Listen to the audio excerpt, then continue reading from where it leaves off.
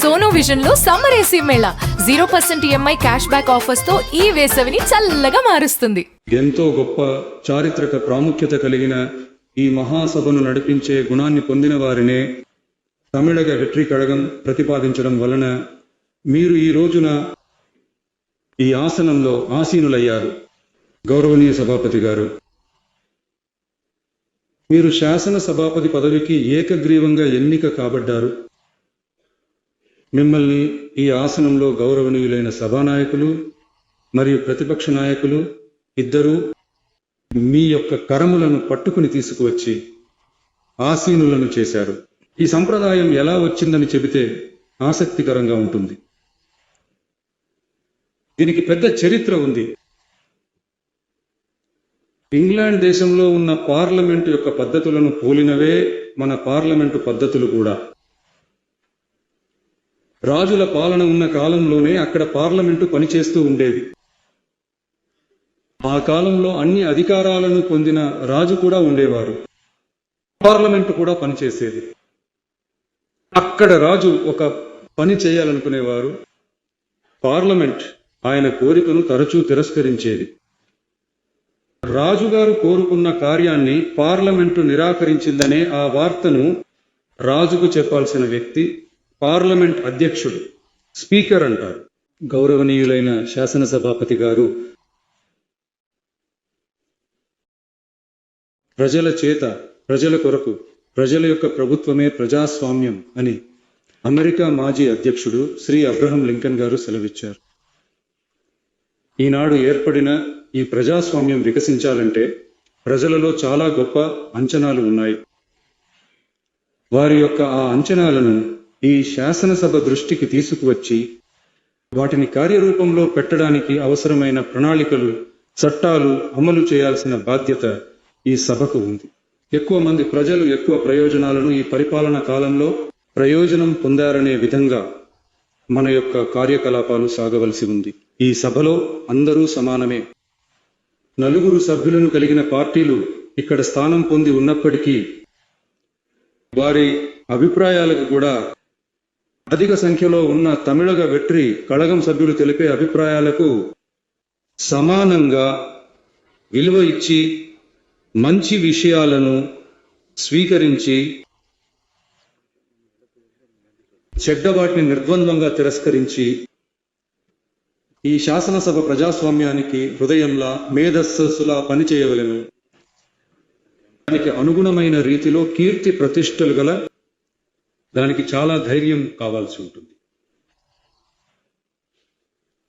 కొన్ని పనులు చేయడానికి మాత్రమే పార్లమెంట్ అనుమతి కావాలి తప్ప ఆ రాజ్యంలో ఉన్న ఏ పౌరుడికైనా మరణశిక్ష విధించే అధికారం రాజుకు ఉంటుంది. తాను ఆశించిన దానిని పార్లమెంటు తిరస్కరించిందని తెలియజేసే స్పీకర్కు మరణశిక్ష విధించమని ఆదేశిస్తాడు. తల నరికివేయండి అని ఆదేశిస్తారు. ఇలా చాలాసార్లు జరగడం వలన ఏ ఒక్కరూ కూడా ఈ స్పీకర్ పదవిలోకి రావడానికి అస్సలు ఇష్టపడరు.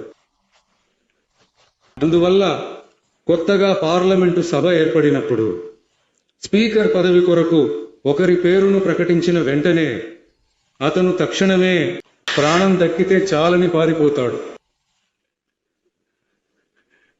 సభానాయకుడు మరియు ప్రతిపక్ష నాయకుడు అతన్ని అడ్డగించి అతని చేతులు పట్టుకుని బలవంతంగా లాక్కొచ్చి ఆసనంలో కూర్చోబెడతారు.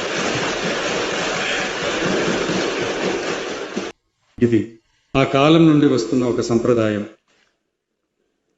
ప్రజాస్వామ్యం వచ్చిన తర్వాత కూడా ఈ సంప్రదాయం కొనసాగుతూనే ఉంది. నిశ్చయంగా తమిళగ వెట్రి కళగం పార్టీ సభ్యులు ప్రతి ఒక్కరూ కూడా మీకు ఎంతో సహాయకరంగా ఉంటారు అనేటటువంటి ఒక వాగ్దానాన్ని ఈ సమయంలో చెప్పాలనుకుంటున్నాను.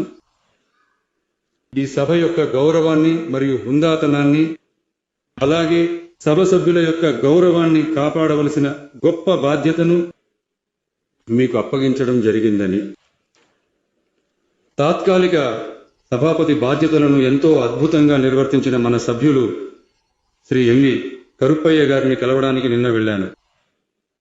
అక్కడ పూర్వ సభాపతుల ఫోటోలను నేను చూసినప్పుడు వారి గురించి తెలుసుకున్నప్పుడు నాకు చాలా గర్వంగా అనిపించింది. ఎందుకంటే ఉదాహరణకు శ్రీ జె.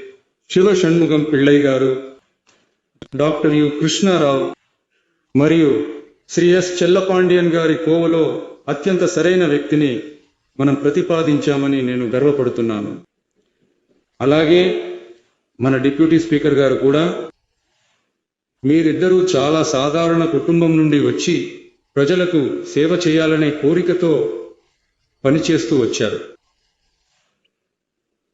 గుణం నాడి కుట్రముం నాడి అవట్రుల్ మిగై నాడి మిక్క కొళలనే వள்ளுவர் వాక్కు ప్రకారం శాసనసభ కార్యకలాపాలు సజావుగా, సక్రమంగా, ప్రశాంతంగా జరిగే విధంగా శాసనసభ ప్రజాస్వామ్య విలువలు మరియు నియమాలు కాపాడబడే విధంగా ఈ సభకు స్పీకర్ గారు మరియు డిప్యూటీ స్పీకర్ గారు కూడా ఈ సభకు కీర్తి ప్రతిష్టలు తెస్తారని నాకు నమ్మకం ఉంది.